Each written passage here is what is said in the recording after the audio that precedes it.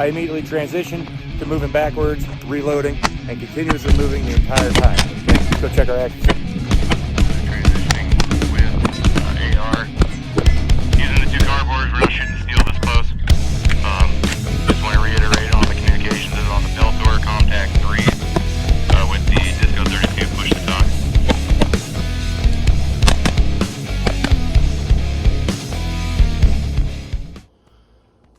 Ladies and gentlemen, welcome back. Once again, I am Josh with Grim Results. So, we have recently acquired the PEQ-14. This tiny little creature, albeit not nearly as hard to find as the PEQ-16, it is kind of rare and kind of hard to find it, especially at a decent price. I was able to find this one at a really good price and was able to get it in the mail shipped off to me fairly quickly. So I got to play around with it a little bit before coming out here to kind of share a little bit of information with you. So the PEQ-14 is kind of the predecessor to the PEQ-16. It has a built-in white light, has a red visible laser, an IR laser, and an IR illuminator. Whereas the PEQ-16 has all of that, but it also has a higher power setting. The PEQ-14 does not. So it only has the lower power setting for the IR laser and the IR illuminator, as well as the red vis laser, but they're still restricted for military law enforcement use only. Excuse me, because they are higher power rating than the civilian models out there. And so, with that being said, this is created, designed, and intended to be used with pistols, specifically that god-awful Beretta that the militaries have been issuing for the past several years until they finally came to their senses and changed that up. So with that being said, it's just about as worthless as the Beretta. Okay, so it works, it functions, it'll do its job. It's just not the greatest that there could be.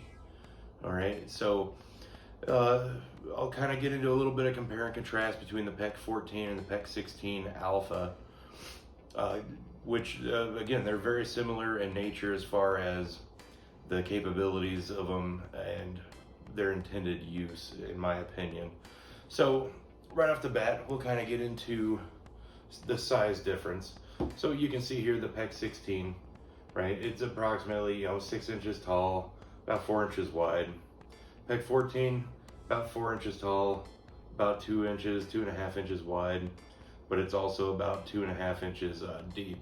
The PEQ-16 is similarly about 2 inches deep. So the package is a lot smaller with the PEQ-14. The PEQ-16 is obviously bigger, takes up a little bit more real estate, but it's also a lot more compact in the sense that it does kind of fit onto the rail and become part of the weapon system, whereas the PEQ-14, no matter where I mounted this thing on my PSA ARV-9, 9mm AR-15, no matter where I mounted this thing, it just seemed to protrude and be god-awful in every way as far as being sleek, or for the weapon system, for it to kind of feel like it's a part of the weapon system. It always felt as if it was a separate object that I had to be concerned with catching on other items and everything. So, and as far as I know, nobody makes any holsters that you can actually mount this to a pistol and it can go in there, except for those crappy nylon universal holsters. And even then, I'm willing to bet it would be quite the snug, tight fit in there. One of the downsides to this thing too is going to be your adjustment for your laser, your IR or vis laser, is it does require an Allen head in order to adjust those, whereas the PEQ-15 or the PEQ-16 you can easily use a coin, dog tags, a screwdriver, anything like that. So you do have to make sure you bring out specific tooling in order to make any sort of changes or adjustment to your lasers. So with this particular model, I did put on a pattern generator. I was a little sad to see that it only generates it on the IR laser. I'll put a little snippet clip up top here, kind of comparing and contrasting the pattern generator on the PEQ-14 side by side with the PEQ-16. I tried to get some footage of it out on the range, and the camera I was using did not pick it up, so it's a little difficult to see. So you might remember from the past videos is I'm running the crosshairs or the cross pattern generator on my PEQ-16. So for the PEQ-14, I went ahead and put the triangle pattern generator on there. So now I have my Mark 18 with the PEQ-15, and it's just a solid dot, solid IR illuminator on my 300 blackout with the PEQ-15. I have my solid IR laser, but I also have my IR illuminator set to pulse so that I can differentiate between that PEQ-15, this PEQ-15, as well as from my other sets of lasers, because both of these now have patterns associated with them. Again, the PEQ-16 with the crosshairs and the PEQ-14 with the triangle. I will say this though, I mounted this to the right hand side of my ARV9. Phenomenal. It's right out the gate, the very first shot, I was shots on target with the red vis. And then as soon as I transitioned, once it got dark enough, transitioned over to night firing with night vision and the IR laser. The pattern generator did great. You know, it's a clear cut diamond, or triangle rather, and in the center is an IR laser. It's phenomenal. Another negative side effect, or another negative aspect to the PEQ-14 is when you're running both the IR laser, which again has the pattern generator on it, and the IR illuminator. That IR illuminator is so tight and so focused, it almost washes out the laser pattern, I'm sorry, the pattern generator that is created for the IR laser itself. I didn't get a whole lot of time out there to really play around with things and see what was going on there, but I believe because generally the PEQ-14 will come with a diffuser pattern generator, in which instead of having a pattern generator over the IR laser, it would be over the IR illuminator, thus diffusing it and giving you a wider spill or a wider splash of that IR illuminator, so you can just better illuminate areas. With the pattern generator, it keeps that IR illuminator very tight and focused, and it keeps it very tight onto that IR pattern.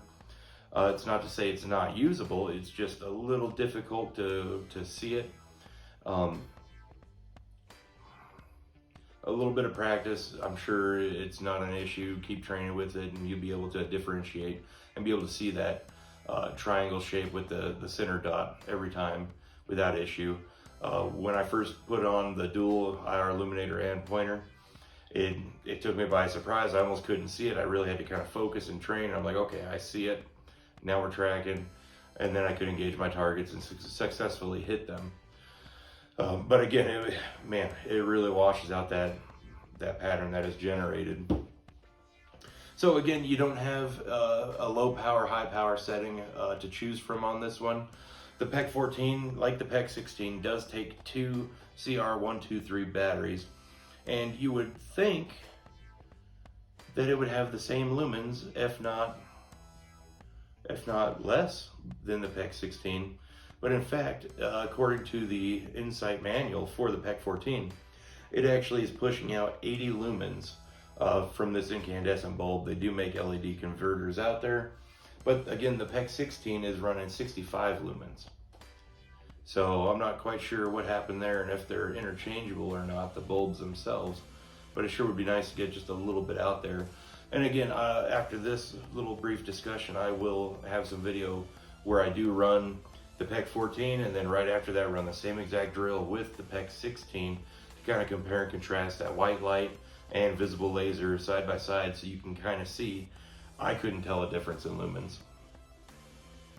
80, 65, it didn't matter to me. They both seemed to put out the same amount. The only difference I could say is that my PEQ-16, it seemed to be able to focus in that beam, the visible white light beam. It seemed to be able to focus it just a touch tighter. And I've got this one tight. I've got this focused as best as I can, which still brings it into that same general area as the PEQ-16, but just the PEQ-16 seemed to give just a little bit more of that light push to that center point, whereas the PEQ-14, it was still kind of kind of washed out instead of being focused on the center area. But regardless, it worked well. I was very happy with it. It was money well spent. Now the struggle is kind of just to find the right application for this laser light module, because it's not going to work out on that ARV9. It's not the PEQ-14's. It's not the PEQ-14's problem. That ARV9, I think, is going to go disappear. Had some catastrophic failures on the range multiple times. Anybody who's familiar with the ARV9, when you go to engage, if you have any sort of rotation, it's going to fail to eject that casing completely. I had several of them get caught up in the receiver area, whether it was pinched and kind of caught on the bolt itself. I even had one casing get pinched and then shoved down into my trigger area below the bolt. So that was fun. So this will obviously not be going on that weapon system ever again, and that weapon system is probably gone. So again, it's bulky. It does kind of protrude out a little bit, and because it is set or designed for use on a handgun, a pistol, it doesn't seem to really mesh or weld or really sit tight with the normal AR. So I think, maybe a Scorpion Evo or something like that. I got one for my wife. Maybe I'll throw it on there and try it out and see if it doesn't seem to kind of aesthetically sit better and kind of tuck itself in there a little bit better. The only problem is when you're using very short weapon systems like this, if I were to mount the PEQ-14 below, so now I've got very little real estate back here, and it does have a little toggle switch here on the bottom to kind of activate it, to turn it on and off, and I'll kind of demonstrate. So you have the little toggle switch down here to turn it on and off, which is nice. It's convenient, and it did come with a pressure switch, pressure pad switch to use with it. And that's what I was using the entire time. The toggle, it could be beneficial depending on how you want to set it up or how you want to run it. But again, the toggle sits way out here. It is kind of small. So it is kind of a toss-up of whether or not this is even going to be of any use, or maybe it could even just be removed to keep it out of the way. But then if you're using a pressure switch only, you're kind of asked out. If that pressure switch gets damaged or broken and is no longer operational, then you'll have no way to run this. So again, it's going to really depend on how you want to, what your intended use is for any piece of equipment that you purchase. The PEQ-14, I purchased mine underneath $1,000 for it, and again, money well spent.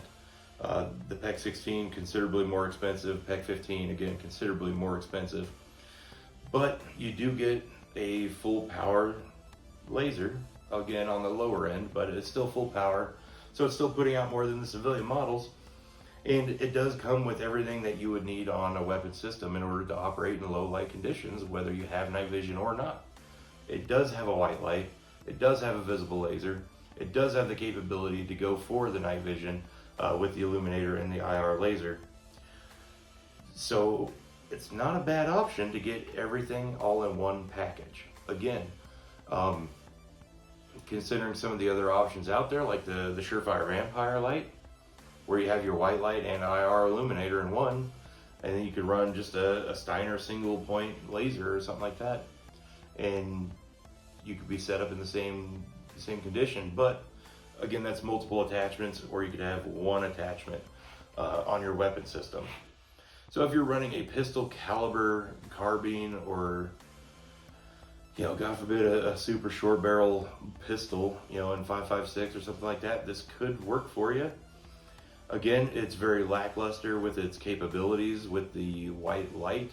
And in fact, the manual, I didn't even realize it, but the PEQ-16 and the PEQ-14, when talking about the white light, it specifically states the white light is designed for you to be able to make a facial identification of a person within 25 meters. So this white light was not intended for any sort of long-range engagements. It was not intended for any long-time use either, especially considering the PEQ-14, using two 12 CR123A batteries, only has a 30-minute battery life when running the white light.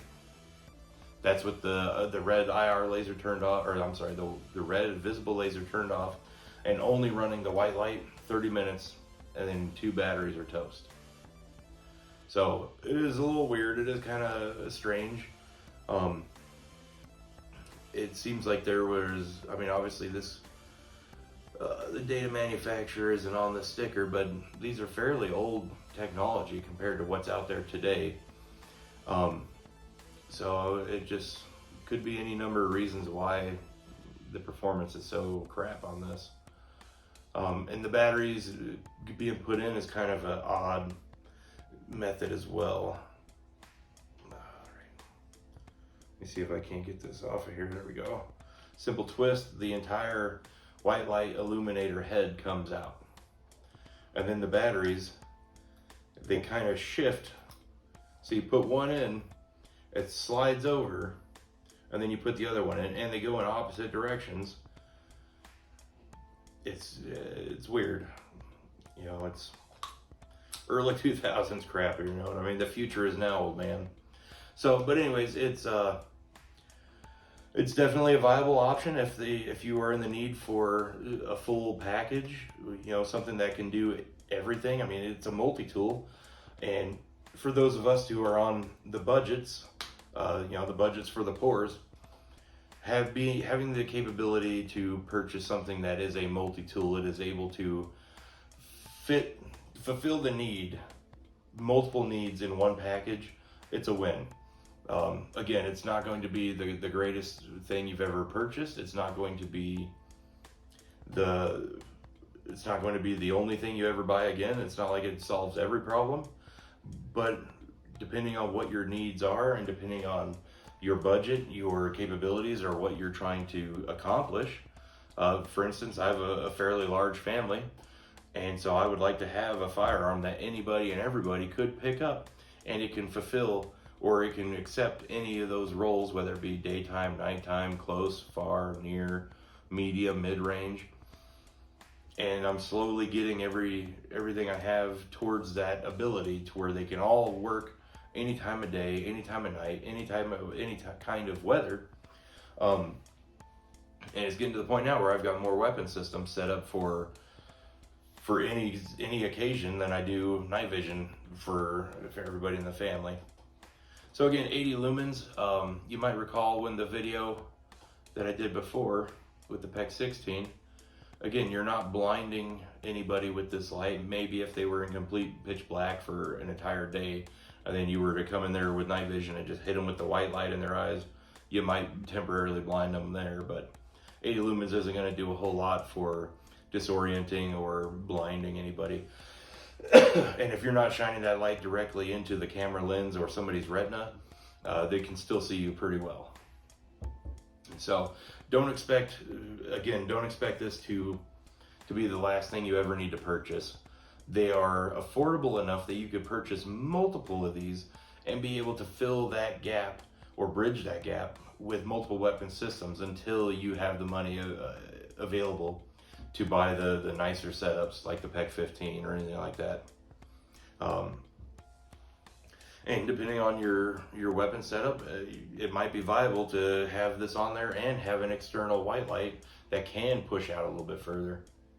So I don't know, it's up to you, it's what your needs are.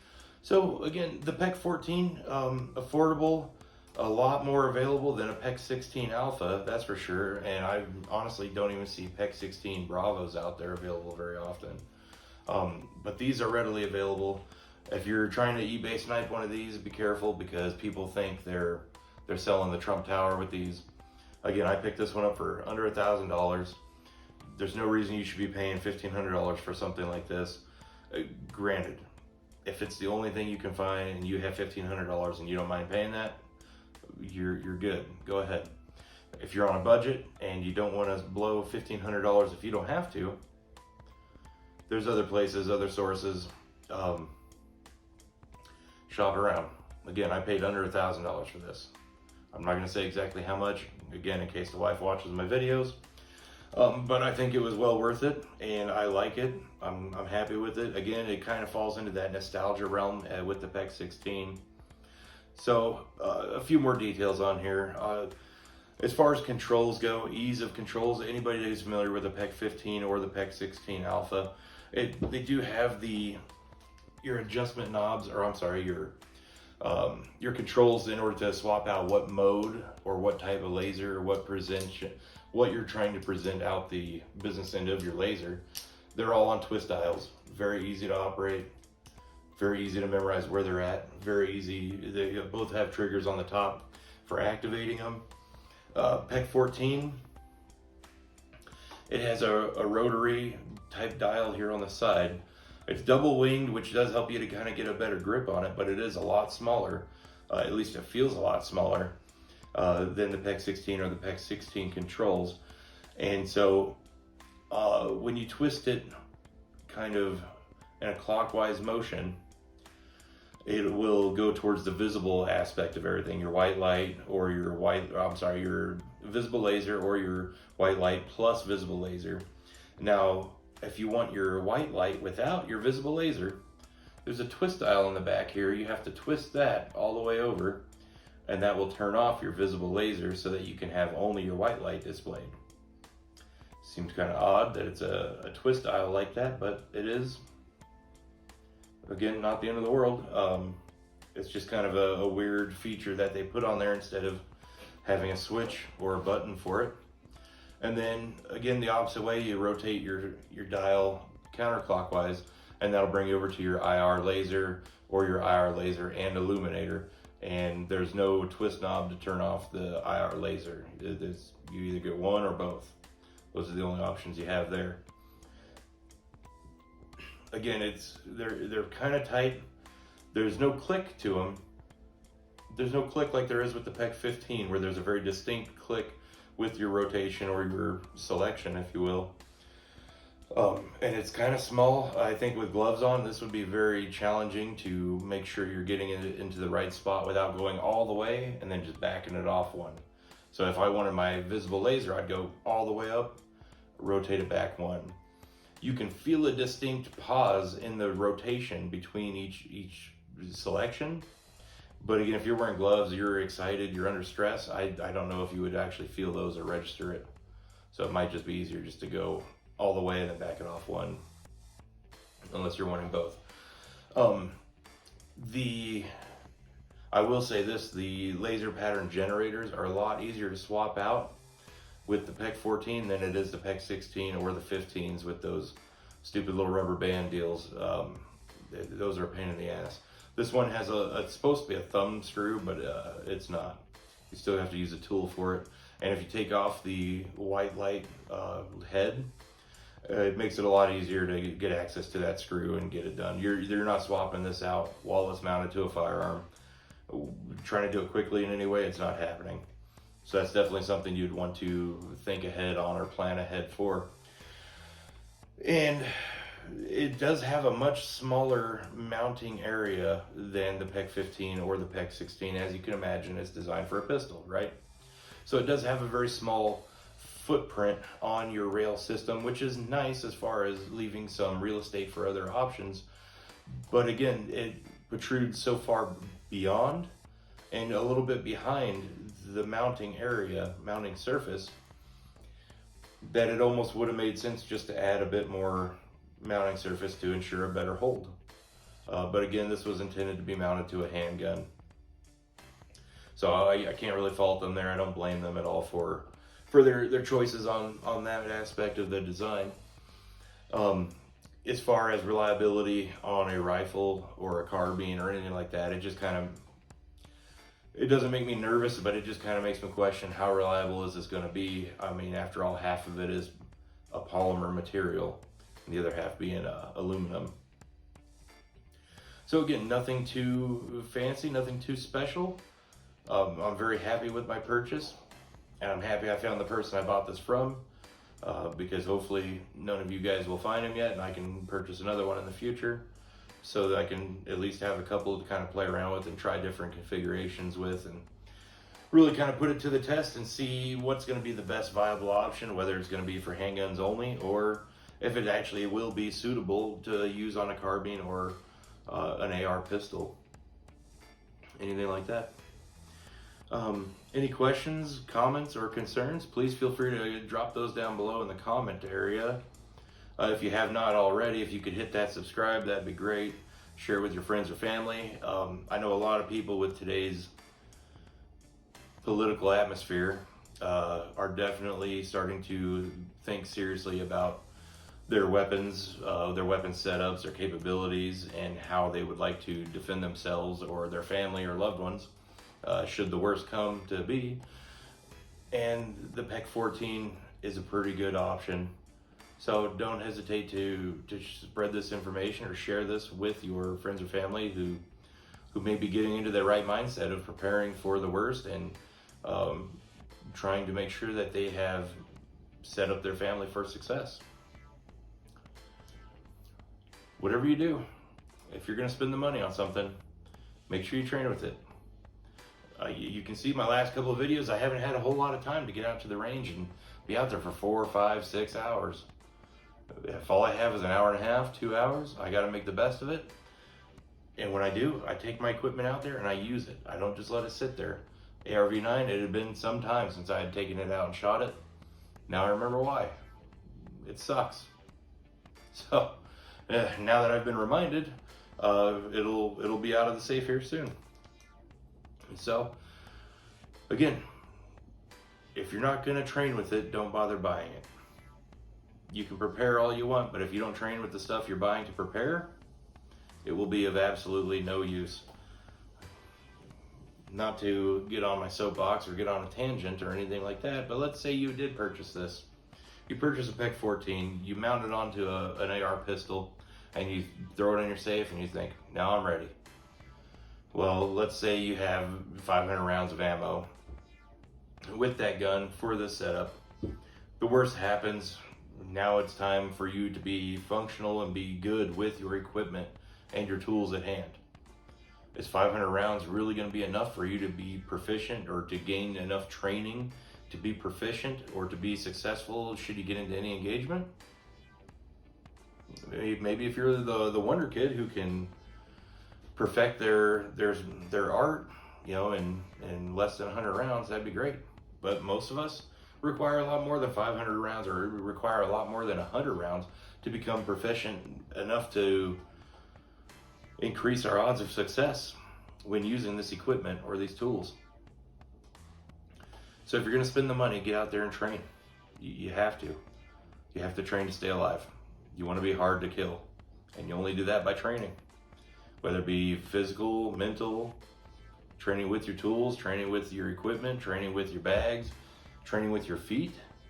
A lot of people don't realize how crappy their shoes are. They go to their 9-to-5 jobs wearing tennis shoes and don't realize that those tennis shoes suck if you wear them for 14, 16 hours straight or have to do any sort of off-road walking. So get out there, train, be successful. I hope this video was helpful for you. Many more to come in the future, comparing, contrasting different laser setups, different distances that they're viable at, and really being able to push them to their limits to see exactly how successful you can be depending on what you're running, how you have them all configured and set up. Again, if you have any questions or suggestions for videos that you'd like to see in the future, again, by all means, drop those down below in the comment area. I try to respond to every comment I get. Sometimes I can't be all that quick with it, but I will respond. So let me know what you think, and I wish you the best. Make sure you train hard so you can rest easy. Ladies and gentlemen, Josh here with Grim Results.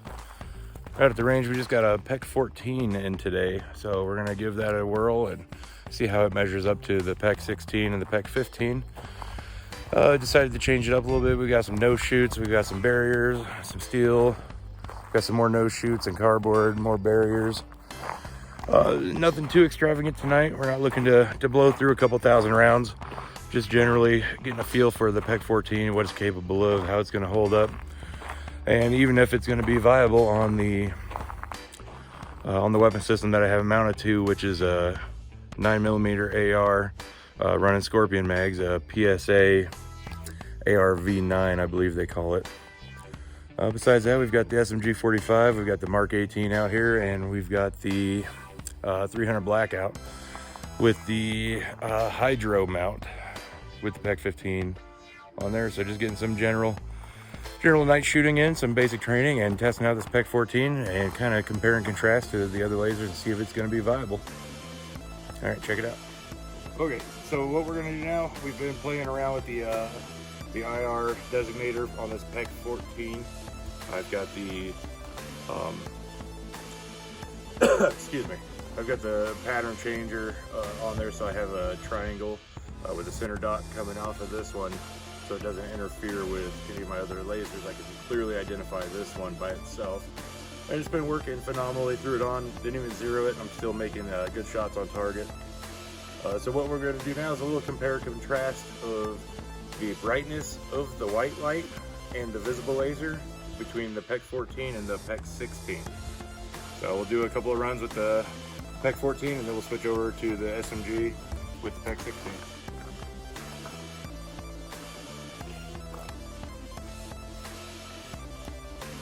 If I turn the timer on.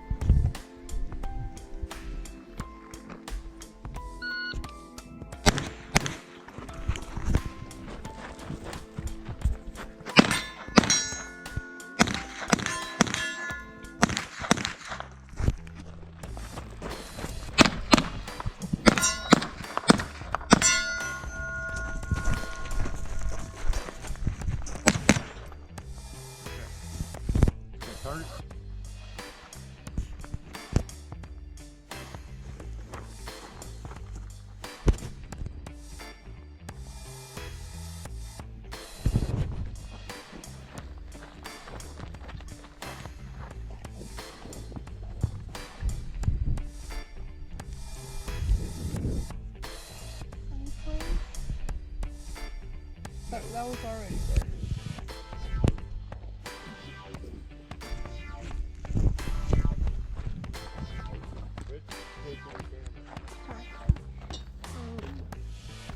Charlie. What were those? Charlie and Alpha. Okay, that one.